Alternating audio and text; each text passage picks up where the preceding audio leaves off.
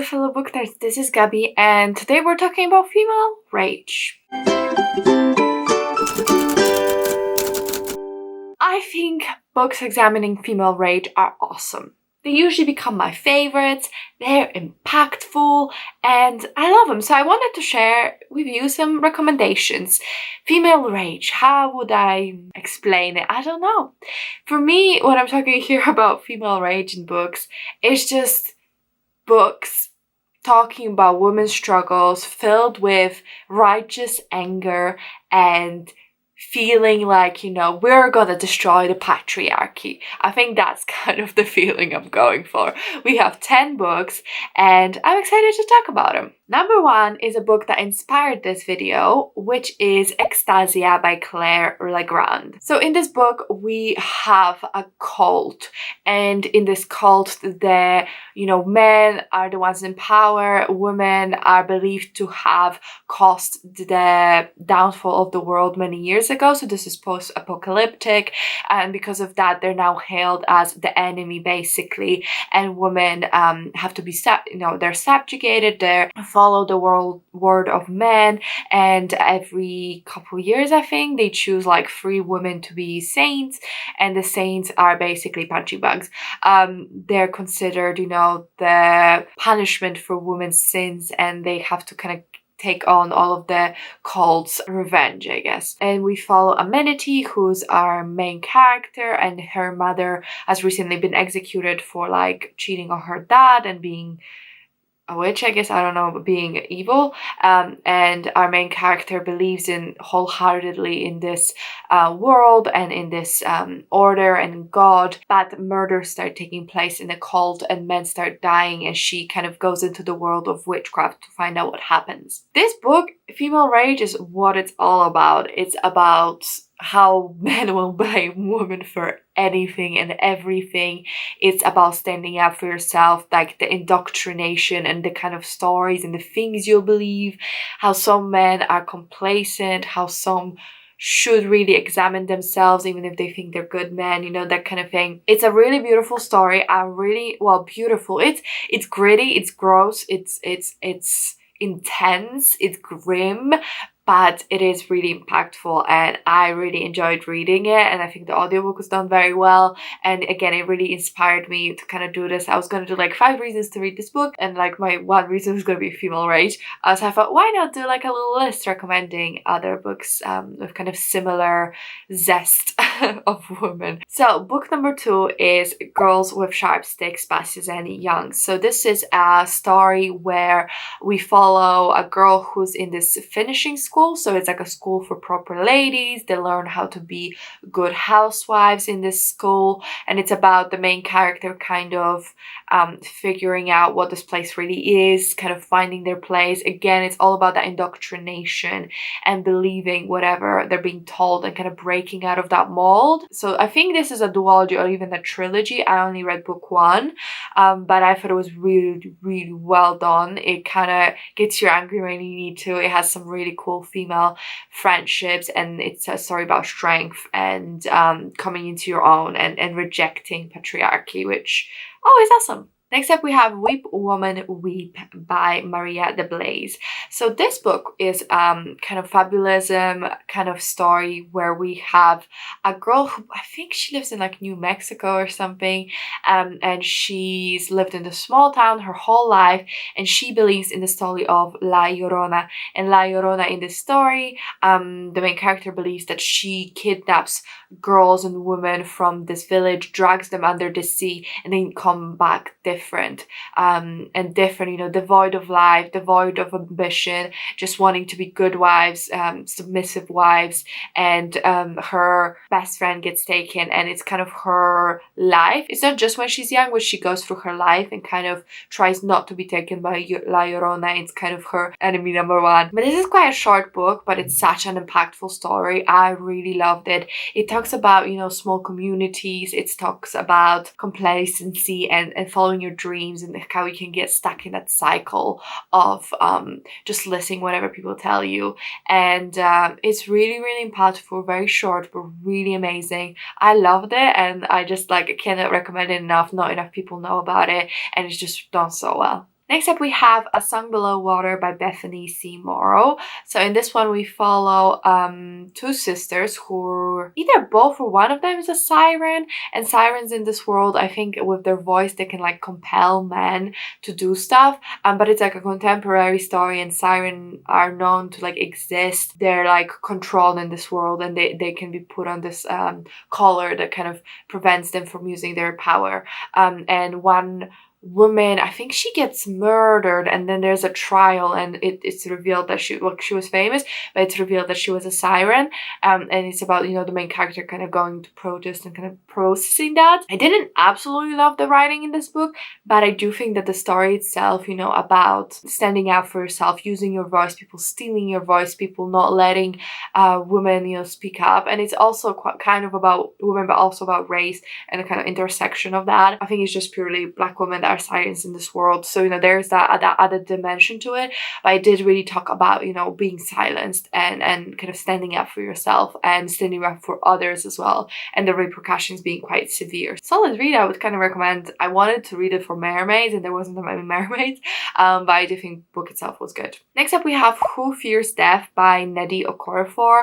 So in this one, we follow a girl who was born as a result of rape. Her mother was assaulted, and she was born like visibly mixed race.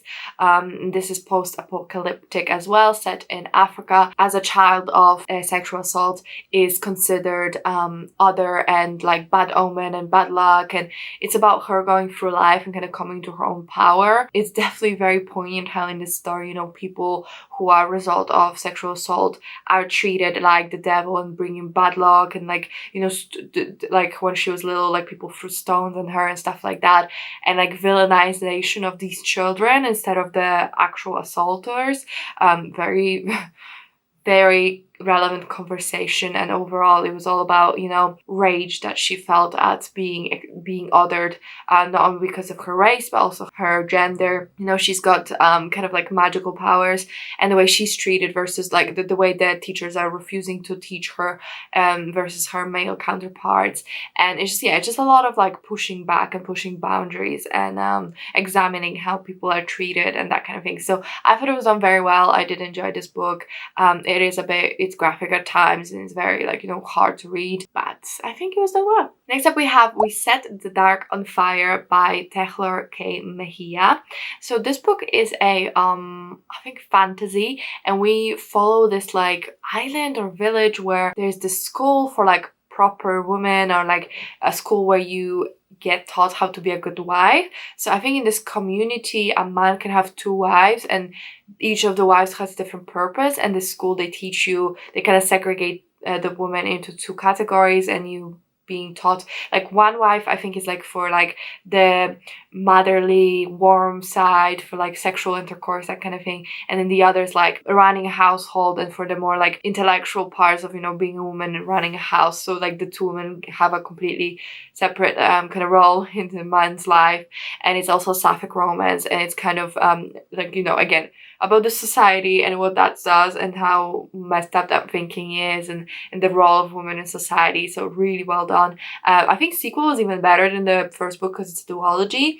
Sequel really convinced me that I really like this series, but yeah, it was a nice romance and really interesting commentary and all of that. Then we have Circe by Madeline Miller. So this is a retelling of the story of Circe, who's in the Odyssey or Iliad, I don't know, one of those, and she is a daughter of a god who gets exiled onto this island. This book is really awesome because we start with a character who's so loving and so caring and so warm, and then she gets turned into this spiteful and bitter and hateful person, but you can really see how that transition happened and what that was all about. I love this book so much. It's such a beautiful story about immortality, morality, just right or wrong, but it is very much a woman who's been pushed to her limits by men and other, you know, people. This one's about being angry and taking revenge, which we love a good revenge story. Next up, we have Sadie by Courtney Summers. So this is a contemporary. It's a very interesting format because in this book we follow a girl who's gone missing, but she's gone missing, I think, searching for her sister. So there's like a dual timeline of we follow Sadie, who's the girl who's looking for her sister, and then also a podcast which is looking for Sadie because she's gone missing. So it's like two timelines, two perspectives, and the audiobook's really well done because, you know, the podcast, they really feel like a real podcast. And this one is about, you know, young girls being abused and taken advantage of, and the impact of that, and a sisterly love and sisterhood. And it was really sad and really depressing, but really, really well done. And it's kind of a breaking out of that, and it has a bit of a maybe hopeful ending, but also kind of take what you want from it ending, and I thought it was done very well. Next up, we have The Fifth Season by N.K. Jemisin. So in this book we follow a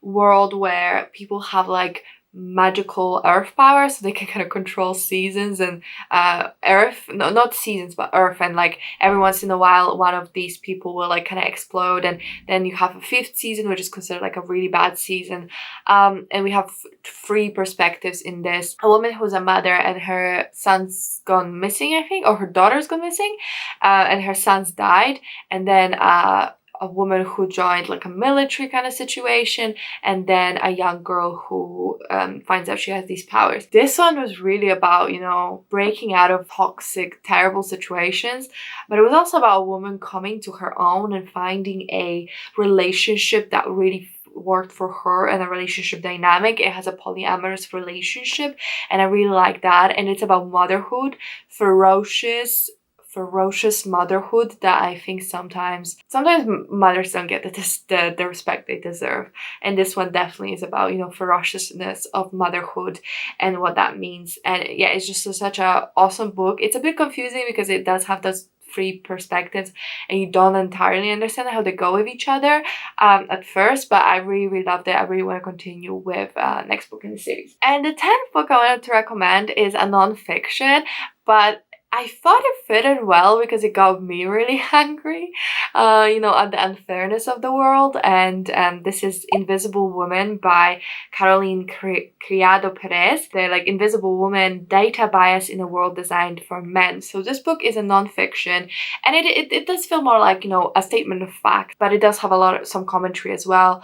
And it's about how data is used in the world and how it's really unfair towards women. Like, it kind of explains that men, like why men of a certain age is like the golden standard for like medical testing of like things like seat belts in cars. It talks about, you know, the inequality, for example, for public transport, how that affects women. So it just talks about all this data, telling this story of Invisible Woman, it said, because in so many instances, women weren't even considered like what impact it would have. You know, that they test medicine on a very standard white male body, and then when it doesn't work or it has so many negative consequences for women, they kind of don't care. So it was about that. And like I said, it got me angry because it really, really gets your blood boiling, realizing how little the world cares for you. It was a difficult read in a sense that it really made me think about things I've never thought about, and just notice things I never had an idea. I think it really fits with the theme of female rage, because it kind of gives you the tools to understand data and facts behind all these things you might have noticed or might have not even noticed, and kind of explains very rationally how the world is unfair. And I think having those that knowledge can really help you in your real life. So I would really recommend reading the book, and the audiobook was pretty good too. Okay, well, those are all my recommendations for books with female rage. Please let me know what is your favorite book on female rage, or just with ferocious female characters talking about real issues. I would love to know if you have any good non-fiction recommendations as well. I would love to learn those as well. But thank you so much for hanging out with me. Thank you for watching. If you enjoyed it, if you could comment, like, and subscribe, I really, really appreciate it. It really helps me out. But that's it from me, and I'll see you in my next one. Bye!